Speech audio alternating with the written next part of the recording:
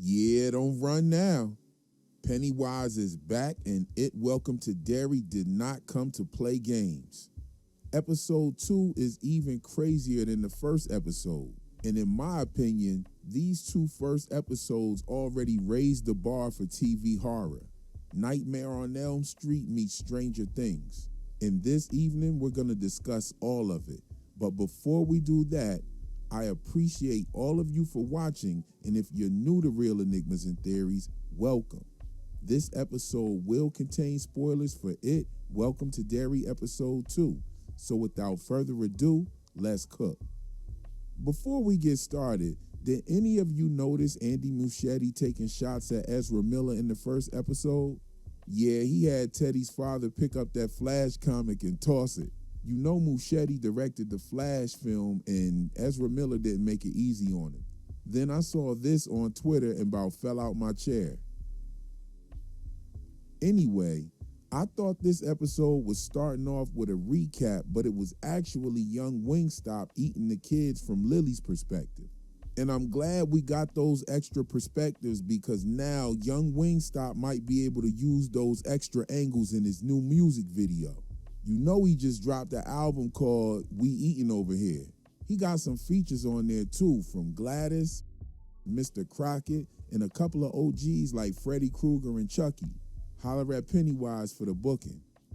And speaking of music videos, after Lily wakes up, we go right into the credits with a song from Patience and Prudence.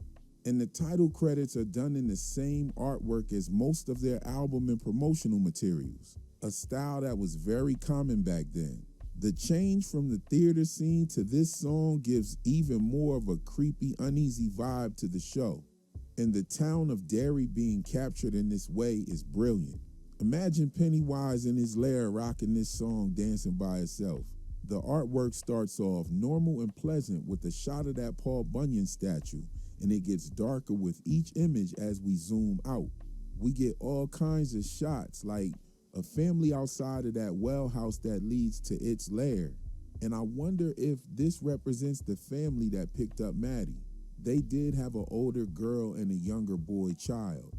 We got burning Easter bunnies from the ironworks explosion, a shot of the Bradley gang shootout with the townspeople.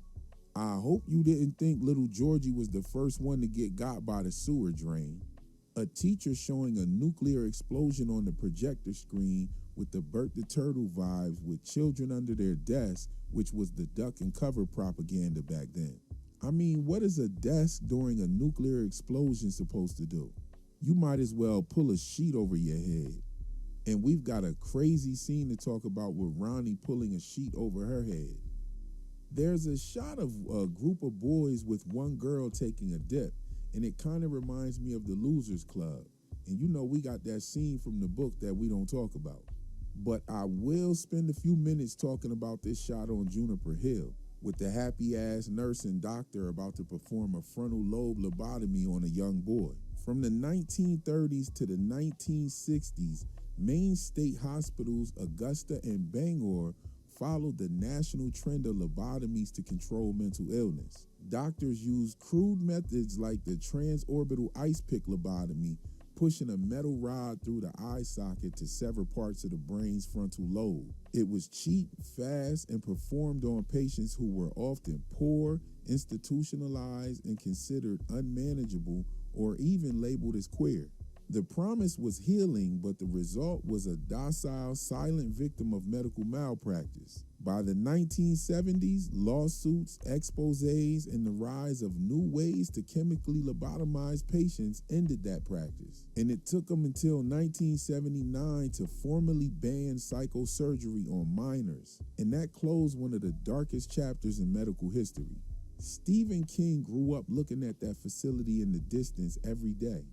And not only did he take a part of real history and use it to create the infamous Juniper Hill Asylum, the lobotomy is a metaphor for Pennywise's ability to mentally lobotomize the adults and create the town's willful blindness. The adults of the town are emotionally severed from the truth and some of their memories, just like the patients at Juniper Hill. I think this is a great intro sequence, and I'm sure the images will change throughout the seasons. So after the intro, we see two cops sitting outside Ronnie's house staking out her father. Both of these cops are assholes, and one of them makes a joke about the kids dying, but the older cop checks him only to make a joke of his own about Ronnie's father eating the kids. I mean, the young cop's joke was actually kind of questioning if he did it or not, and he seemed like he was doubting it. He mentions the candlestick, but we'll talk about that later. But even somebody's dog was ready to bite the hell out of these cops. They don't really believe he did it, and that's why they're sitting there joking. Nice hand sign. We move right into a scene at the home of Ronnie, her father, and her grandmother. And Ronnie's grandmother reminds me of mine. Well, fuck them. Shh, calm down, Mama. You know Ronnie's still sleeping. And she shouldn't have let those kids in the first damn place. She's looking out the window at the cops parked outside. She's definitely feeling the pressure and the helplessness of the cops trying to pin something on her innocent son. And she isn't too happy about Ronnie becoming a theater buff like her father. She brings up Nora Charles, and we'll talk about that later too. Ronnie is eavesdropping in on the conversation, but her father sees her standing at the door listening. He tells her that everything is going to be okay, but we all kind of know that that's not the case. We can see that Ronnie's fear is her losing her father for something that he didn't do. And that fear definitely comes into play later. Apparently, off camera, Ronnie actually brought the kids in the house after they realized that Lily and Ronnie both heard the Music Man song in the drain pipe. Remember that the cops had already tried to pin Maddie's disappearance on her father, and now that this has happened in the movie theater, you know they on his ass now. I mean, you got his keys at the scene and the broken window at his workstation. Even with all of this going on, Grandmom declares that Ronnie will go back to school on Monday with her head held high. The next scene is with the Hanlon's family all together in their new home, and the 1960s vibe continues to shine through. You can also see the tension in the neighborhood building up with the colored family moving in, part of that mass hysteria that Harold Hill talked about in the Music Man movie. I picked up a few things from the Hanlons. The wife really senses something going wrong in the town. The husband has some scars from battle on the outside and on the inside that he deals with. And the son is the kind of child who can explain the telescope but not pick up on the sarcasm when his father makes a joke about peeping on the neighbors. We saw Phil using a telescope to observe the military planes and spy on Teddy's neighbors. Anyway, tensions are high at the high school, and the news is spreading that Ronnie's father has killed two of the students from the high school. Lily's so-called friend Margie will do anything to fit in with the patty cakes, laugh at her friends, make fun of a boy she likes, and even make jokes about a girl whose father is being implicated for a murder that he didn't commit. Don't get me wrong. She really does seem to have like genuine care for Lily and concern about their so-called friendship, but only slimy individuals will sit with people that don't like you and talk about you with them. I mean, these are kids, but they're in high school moving into adulthood, and you really got to be careful who you hang out with. And everything Lily has been through, she's learning that lesson the hard way. The reality of Phil and Ted, along with Susie being dead, is weighing down on her heavy, and she couldn't care less about some damn patty cakes. By the way, Patty did one of those cross your heart and hope to die promises and broke it. And we saw what Patty's looking like in that trailer, so there's that. And with all of this going on between Ronnie and Lily, it's Will Hanlon's first day. He's the new kid getting picked on as soon as he gets to class. First by the teacher, then by a student who kicks the chair from up under him. And we'll talk about that later. But a shining light comes from this when a young Spanish kid takes notice of Will's Cedar Point pencil, and we'll talk about that too. We then move to the base where Leroy Hanlon is there to see Colonel Fuller and sees Private Masters being escorted to the lockup. Apparently, he had something to do with the assault on Hanlon that night with the masked men. But I can sense that Hanlon has his doubts about Masters being involved, so we'll see what he comes up with. We see Charlotte Hanlon running errands around Derry, getting to know the place a little bit, and she stops by the local butcher to get a cut of meat to cook for dinner. On the way there, she notices a Derry resident throwing an egg at the Paul Bunyan poster, and when Charlotte walks into the butcher, a lady named Miss Kavanaugh expresses her disdain for the statue being erected near the bandshell as well. She mentions the Grand Dames of Derry, and we'll talk more about that later. The butcher's name was Stanley Kirsch. Now, Kirsch is the name of one of its forms. Miss Kirsch is who it used to trick Beverly from the Losers into her childhood house. And that's where we saw that picture of Robert Gray. Robert Gray is an alias face that the entity adopts, not a fully documented human with a recorded family line, at least not from the films. The photos show a man in period clothing next to a little girl, and he's labeled as a local entertainer, but the text in the films never identified the child as his daughter. He's either a real performer and she's a real child, or one of the victims of that tragedy, or a psychic fabrication that it allowed to exist in the town memory so that that creature could wear that face later. The films don't really make that clear, but I hope the show gets around to that. Anyway, I'm curious as to why the character's name is Kirsch and he's dubbed as Stanley Cleaver. So the butcher's doing his thing when Charlotte notices a young boy being jumped in the street with no one coming to help him. So she darts out the store to confront the bullies herself. And the rest of the adults looked at her like she was crazy for even paying it any attention. This lady right here even made the Bert the Turtle face. And that's the spell that it has over most of the townspeople. They all act as if they've been lobotomized by it. Almost like the whole damn town is a Juniper Hill. When the bullies chase the boy off into the alleyway, you could hear what sounds like to be a pack of dogs running and chasing something.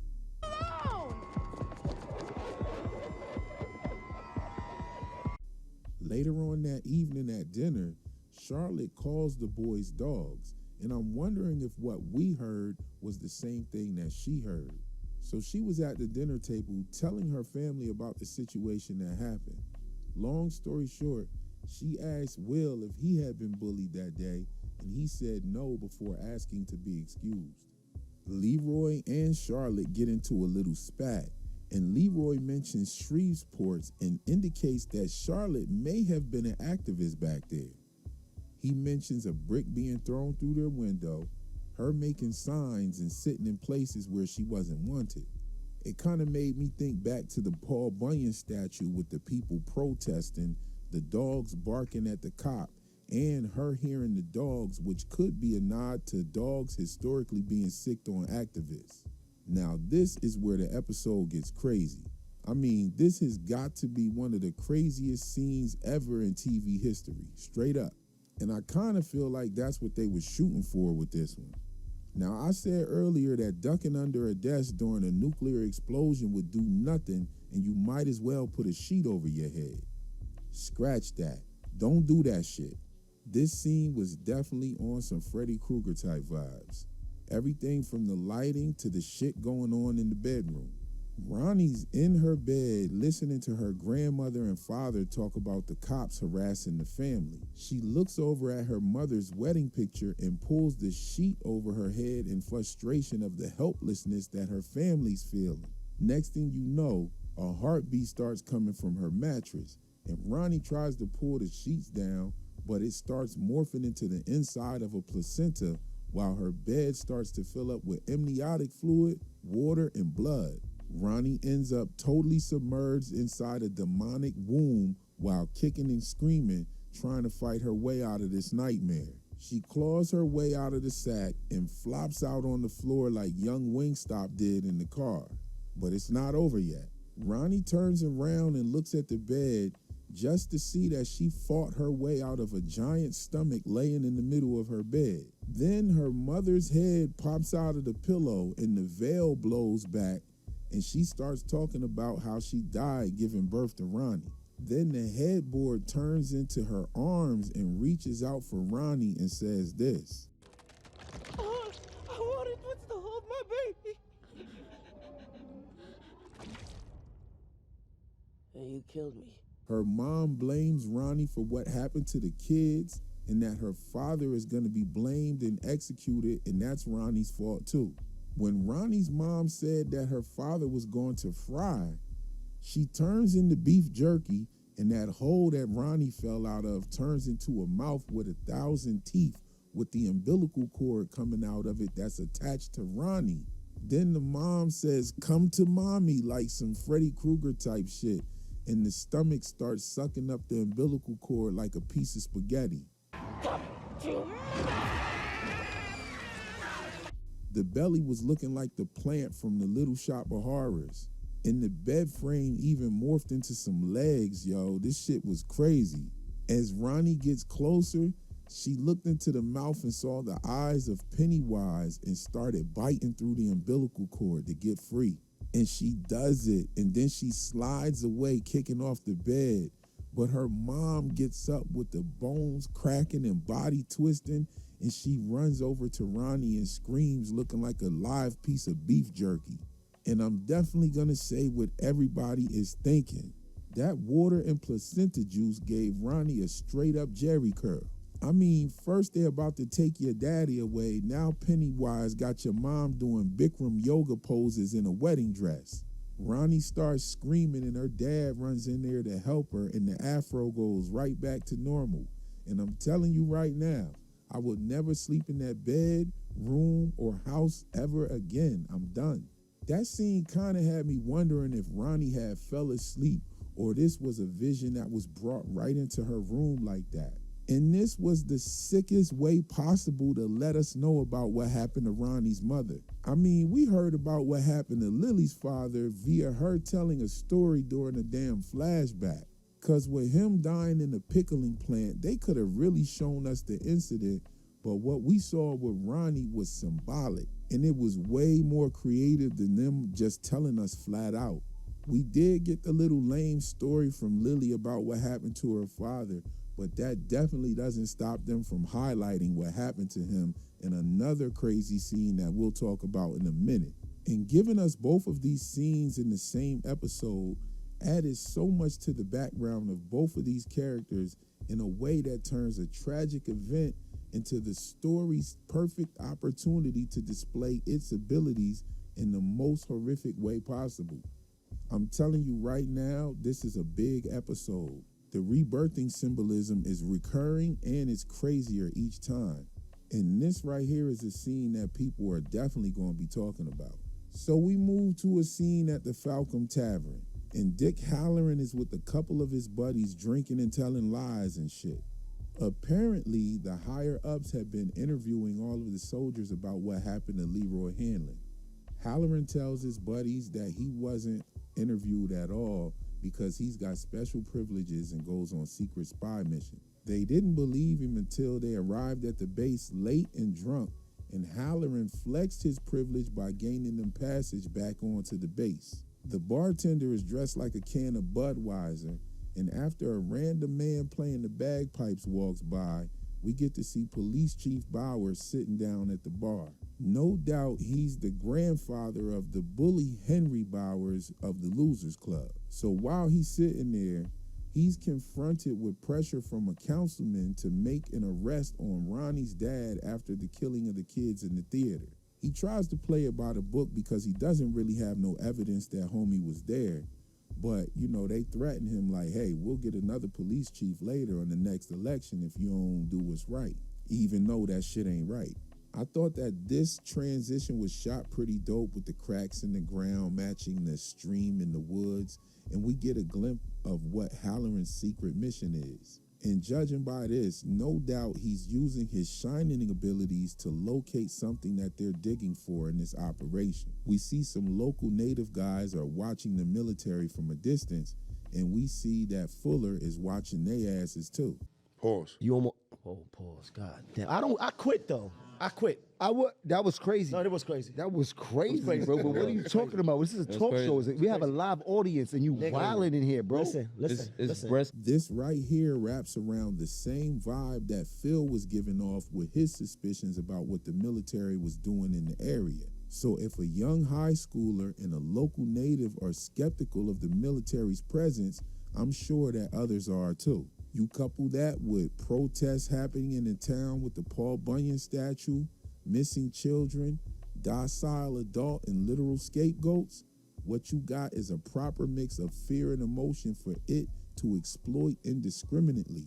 So back at the high school, Ronnie learns that Lily never told the cops what she saw in the theaters. She did tell the cops that Ronnie's father wasn't there, but she definitely couldn't tell them about young Wingstop, or they would have put her ass right back in Juniper Hill. All of this made me wonder, where in the hell did the arm go? What did she do with the arm? Did she toss it in the trash can on the way home? Like, what did she do with the arm? We know that the rest of the bodies were not found, just a bunch of blood in the theater, but what the fuck did she do with the arm? Anyway, Ronnie snaps out on Lily and ends up in detention. And Bowers comes to the school and takes Lily in for questioning. And this time he threatens to put her back in Juniper Hill, and he minces her words to use as probable cause for the arrest of Hank Grogan. And when they came to arrest him, his mother was outside yelling at the people, and she said something that I took notice to. She said they ought to be ashamed of feeding on other people's pain. And they were standing around looking at him getting arrested, and them standing around feeding off of this family's pain is very similar to what it does. A couple dope points to note real quick. There's a scene where Will Hanlon is reading while having lunch in the hallway, and a kid throws a smoke bomb in the path. Will gets blamed for it, and he ends up in detention with Ronnie, and that's where they start, talking and getting to know each other. But I think that smoke bomb is literally foreshadowing what we saw in the trailer with the fog or the mist covering the town. It could be foreshadowing what happens to Mike's parents, or Mike Hanlon's parents, in the It 2019 and 2017 movies. Also, the scene where Charlotte walks into the thrift store owned by the native woman Rose, and they drop some 45 9/11 symbolism right here. Her shop is the same shop where we saw Stephen King perform his cameo in the Muschietti films, Secondhand Rose Antique Store. This is the same place where Bill finds his bike, Silver. Doing shit like this really drives home those prequel vibes for real. So Leroy Hanlon does a bit of investigating on his own and uncovers the truth about Masters not being the one who came into his room that night. Masters asked Hanlon if he came to get his pound of flesh, a phrase that originated from the Shakespeare play called The Merchant of Venice. Hanlon uncovers a plan to test his loyalty orchestrated by General Shaw. He spoke about Hanlon's damaged amygdala he sustained during a prior mission in South Korea. The amygdala is a cluster of nuclei shaped like an almond, just like the vesica piscis makes the almond shape. I talk a lot about that symbolism in a lot of my other videos. The amygdala plays a central role in processing fear and emotional responses. So this makes Hanlon the perfect weapon against it. Hanlon stayed behind to hear the general out, and the truth about their mission was revealed to him. The government is aware of its presence, and they want to weaponize it. Now, this next scene is crazy as hell too. Lily in the grocery store. She walks right past the grand drapery and film symbolism that I spoke about in my other It videos. And she walks into the store, and you see one of Pennywise's forms right here bagging groceries. As Lily walks up and down the aisles, people start taunting her with whispers and strange behavior. The shelves start rearranging, and even the voice on the loudspeaker calls her by name. She ends up in the cereal aisle and sees Maddie, Phil and Ted, and Susie on the Pennywise cornflakes boxes. She runs out of that aisle and right into an enclosed pickle section where she sees the head of her father inside one of the jars. From now on, I'm calling her father Pickle Rick. She smashes the jar on the floor, and other parts of his body start showing up in the jars. And then all the jars start falling on the floor. So you got glass, pickles, and pickle juice everywhere. Lily falls down on all of the broken glass and pickle parts and cuts her hand on the glass, while Pickle Rick's body starts to assemble and take the shape of a squid from hell. And we can see it take that form in the title credits as well, right here. Lily wakes up on the floor with the store manager asking her what the hell is wrong with her. And I would have thought quick enough to be like, look, man, there was some mice fucking on this shelf. I would have flipped that whole situation. Y'all need to go get an exterminator up in here. It might have been a rat and a mouse fucking. Got me in here looking crazy. Shit, go find Miss Kavanaugh and tell her that the grocery store got mouse in there fucking on the shelves. She'll go and get her grand dames. They'll sort that shit out real quick. The term grand dames refers to women of commanding presence, social prominence, and refinement, and it's often associated with old money and social influence. This type of woman rose during the 19th and 20th century in Europe and America, when women in elite circles like salon hosts, patrons of the arts, or political influencers wielded soft power through intellect and charisma. And one of the biggest well-known ones is Eleanor Roosevelt. She kind of redefined the role of a first lady. This kind of stood out to me because the grandmother was bringing up Nora Charles, who was a fictional character, but she held that grand dame's archetype throughout the movies that she was featured in. She even says that a couple times in the movies. Nora Charles fits that grand dame archetype because she was a woman of wealth, confidence, intelligence, and she operated within the upper class society. She was married to the detective Nick Charles, and she used her position and resources to move freely between the elite circles and criminal investigations. And Ronnie's grandmother bringing up a character that solves murder mysteries is crazy when her son is being the scapegoat for the missing kids, or baby goats. That cop in the car brought up the projectionist and the candlestick. And projectionists use carbon arc lamps that some nickname candlesticks or light sticks. They used to have to keep the light clean from the soot so that it wouldn't hide the frames during the film.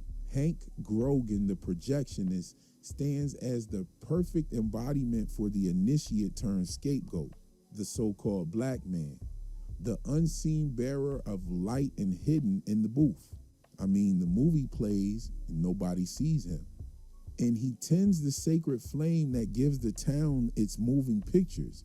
Yet that same light that cast made young Wingstop pop out from the screen, killing the kids or baby goats that in turn cast him as the scapegoat. So that was like a ritual for a sacrifice for a sacrifice. And then the community casts its fear onto the master of projection himself, Hank Grogan. I thought the writing behind that was stellar. You can't beat that kind of writing and symbolism. Another scene that stuck out to me was when Charlotte measures Will by placing a book on his head. And symbolically, that mirrors sacred initiation rites found in both ancient mystery schools and Christian ceremony. The head representing the intellect and the seat of consciousness where the word rests. The book, or logos, is divine law.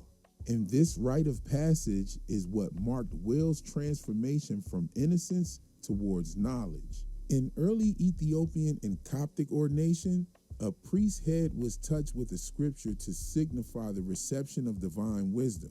Will is constantly reading, and this is pointed out several times throughout the episode, along with how knowledgeable he is.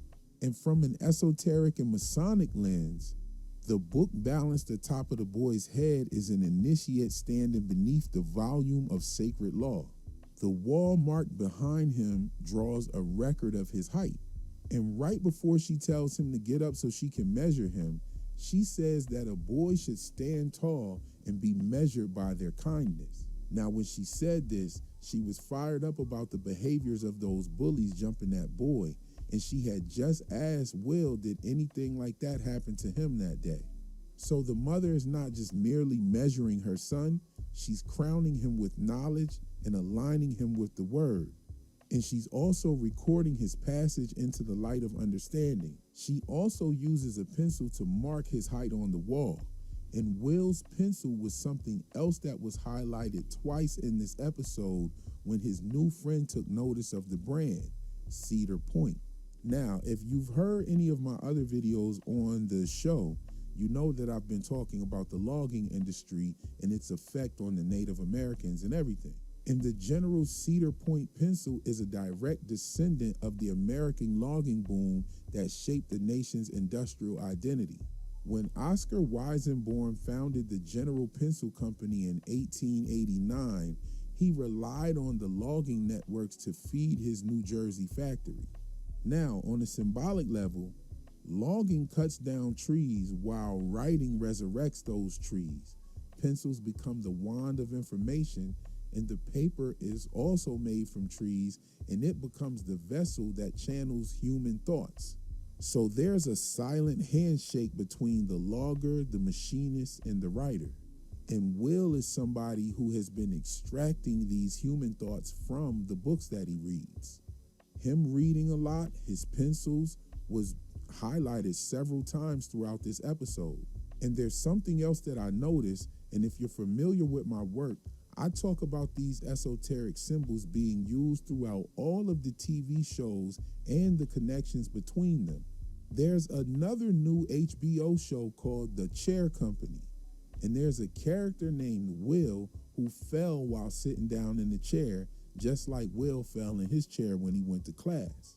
And Will falling in his chair is what made his pencil roll across the floor.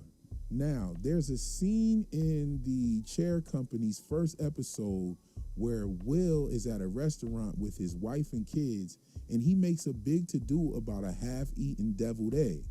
And I've talked much about the deviled egg and the egg symbolism in shows like From, Severance, and others. I noticed that when Bowers was sitting at the bar, the councilman picked up a boiled egg and ate half of it and put it back in the bowl on the table. And as long as I've been living, I've never seen boiled eggs at the bar. So you got a half-eaten boiled egg and a character named Will who falls out of the chair on both shows airing during the same time and on the same network.